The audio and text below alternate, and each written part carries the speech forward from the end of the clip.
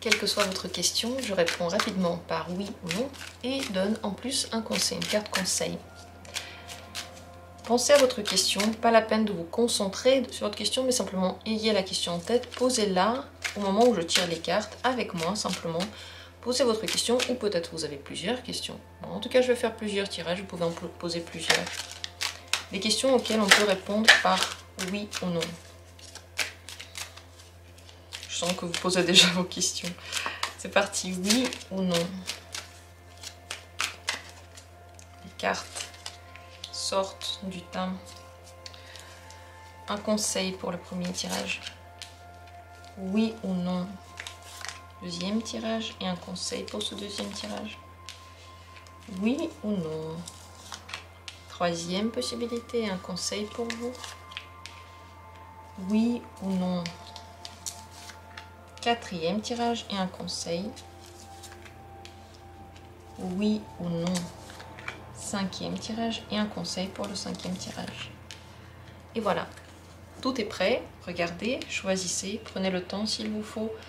Ce temps, mettez cette vidéo en pause si vous avez besoin de plus de temps pour simplement vous poser, pour oublier ce que vous avez à faire dans quelques instants et vous retrouver en vous. Le plus important lorsqu'on fait des tirages, c'est d'être dans le moment présent. Posez votre question, n'imaginez pas la réponse. Si vous voulez vraiment savoir la vérité, la véritable réponse, demandez, honnêtement, demandez aux cartes. Dans la description, comme toujours, les minutes pour chacune des possibilités, pour ne pas spoiler tout, pour que vous puissiez revenir à ce tirage si besoin. Je commence avec la première carte. Si vous avez choisi cette première carte, Reine de coupe, c'est un oui. Le conseil, le roi de bâton, ce serait d'être très conscient de vos désirs. Vous avez besoin de maturer tout ça, d'être sûr de ce que vous voulez et de commencer à agir dans ce sens. Le but avec le roi de bâton, ce n'est pas de rester inactif. Si vous voulez quelque chose, il faut commencer petit à petit à le faire. Entreprendre. En fait, le roi de bâton, c'est un grand entrepreneur. Ça veut dire que il peut faire tout du début à la fin. Mais pour ça, il doit avoir de l'énergie. Et il aura de l'énergie seulement si l'idée qu'il a lui plaît tellement qu'il pourra aller jusqu'au bout. C'est pour ça que cette carte conseille de maturer jusqu'au bout les vœux, les envies, les désirs, les idées aussi, et ensuite de commencer à les réaliser. Pour voir si vous voulez vraiment réaliser quelque chose, le roi de bâton conseille d'écouter son corps. Est-ce que votre corps a de l'énergie pour faire ce que vous voulez faire? Est-ce que le matin, là, vous pouvez vous lever et déjà commencer à faire un truc dans ce sens? Bien sûr, si vous posez une question par rapport aux relations, avec le roi de bâton, on doit être indépendant, sûr de soi, ne pas attendre de quelqu'un, que quelqu'un fasse quelque chose pour nous, commencer soi-même à prendre les initiatives. Et quelle que soit la conséquence de nos initiatives, rester sûr de soi, rester sur sa vague. En fait, le but, c'est pas de faire des choses contre le gré de quelqu'un, c'est pas du tout. Si la personne en face n'a pas envie de parler avec vous, il ne faut pas l'obliger. Par contre, le roi de bâton, il est indépendant, donc si quelque chose ne marche pas, il continue son chemin. Donc cette carte vous conseille toujours de garder ce monde à vous, qui est votre protection dans tous les cas, et en tout cas d'agir. Je me pose la question, quelle était votre question? Si vous voulez la dire dans la description, vous pouvez. Mais bien entendu, vous n'êtes pas obligé. Dans tous les cas, merci à vous d'avoir été là. Je continue avec la deuxième carte, si c'est elle que vous avez choisie. C'est un oui, le 2 de bâton. Le conseil pour vous, 9 de bâton. Oui, il faut se méfier parfois, ne pas aller trop vite. Surtout vous méfier lorsque vous ne vous sentez pas très à l'aise par rapport à quelque chose. Mais aussi prendre confiance. Disons que cette carte parle de deux choses à la fois. Si quelque chose vous oppresse, n'y allez pas. Faites attention à vous, protégez-vous, ou en tout cas, regardez ce que disent les gens autour de vous, comment ils parlent, quels sont les mots qu'ils utilisent, soyez sur vos gardes. Mais dans cette attitude qui est... C'est pas une attitude forcément qui se protège, elle est mobilisée. Voilà, elle n'est pas complètement détendue et perdue dans ses rêves, vous voyez, c'est ça, elle n'est pas perdue dans ses espoirs. Et elle regarde la vie telle qu'elle est. Mais cette carte conseille aussi de commencer à prendre confiance en soi. Reprendre confiance en soi, petit à petit. Ça s'entraîne. C'est comme tout, c'est comme un muscle. La confiance aussi, ça s'entraîne petit à petit. Faire les choses dans lesquelles on se sent peut-être pas totalement à l'aise, si on a envie d'y arriver, bien sûr, si on a envie de le faire. Si on n'a pas envie de le faire, la discussion est close. Mais en tout cas, se redonner de la valeur, se dire des choses qui vont vous motiver et commencer à agir dans un sens qui va booster votre confiance en vous. Donc, conseil, c'est booster cette confiance et de ne pas aller trop vite. Aussi, vous voyez, le 2 de bâton, c'est un oui qui dit oui, mais vas-y doucement, quoi. Regarde d'abord. Le 2 de bâton, c'est encore une carte qui hésite un peu parce qu'elle n'est pas complètement lancée. Donc, vérifiez où vous allez. Ne faites pas confiance à tout et à tout le monde. Simplement, soyez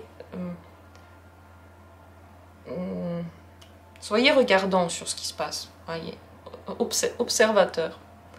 Voilà ce que vous conseille le 9 de bâton. Merci à vous d'avoir pris part à ce tirage. Je continue avec la troisième carte.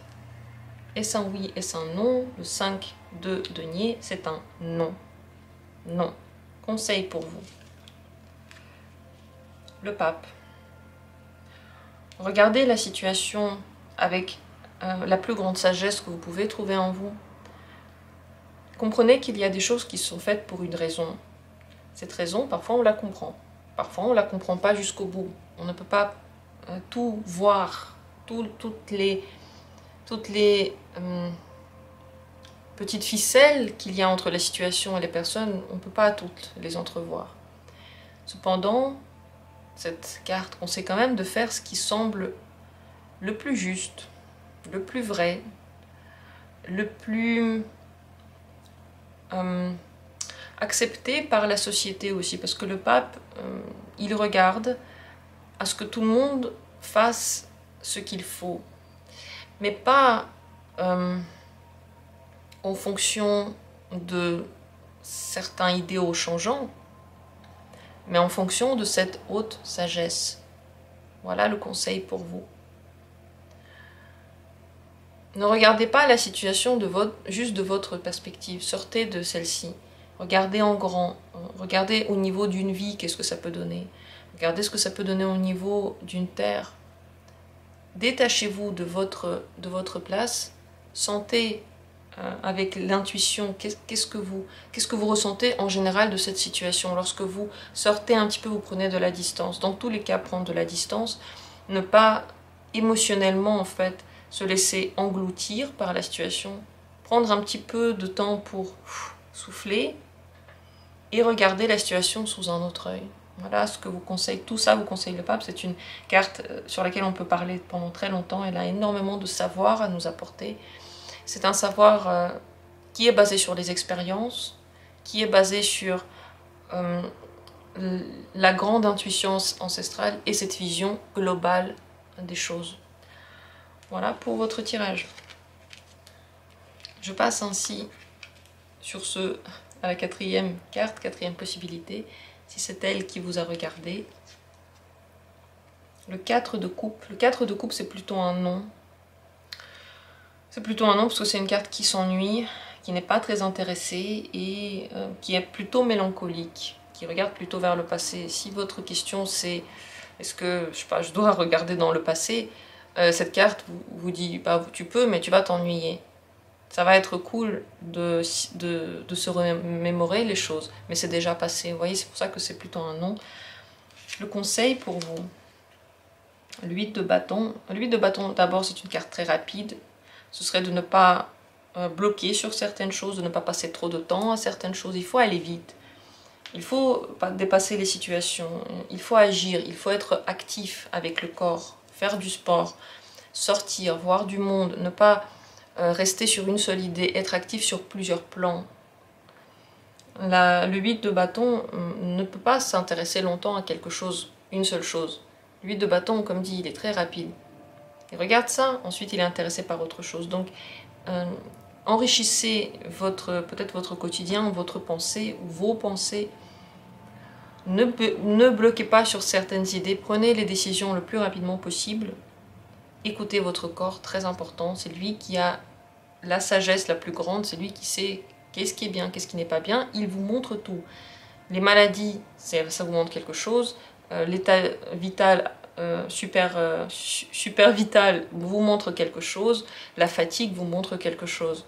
Si vous apprenez à regarder votre corps, on est tout le temps en train d'essayer d'apprendre autre chose, l'autre personne, on regarde au-dessus de nous dans le ciel, mais et nous alors, est-ce qu'on a déjà découvert tous les mystères de notre corps ou il reste encore quelque chose?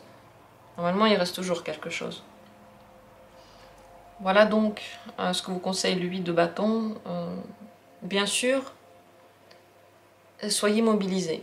Lorsqu'on fait les choses rapidement, on est très concentré. Voilà ce que vous conseille cette carte.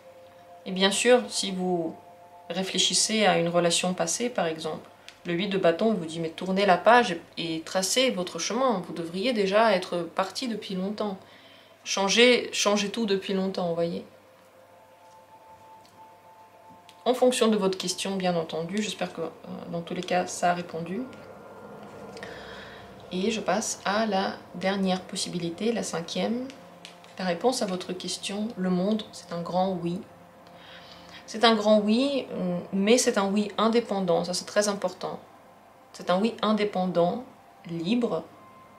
Donc il ne supporte pas la dépendance, le fait de lier quelqu'un, de priver quelqu'un de liberté, de commander, supporte pas les règles des autres, pas les règles de la justice, j'entends, mais les règles que quelqu'un d'autre nous dicte.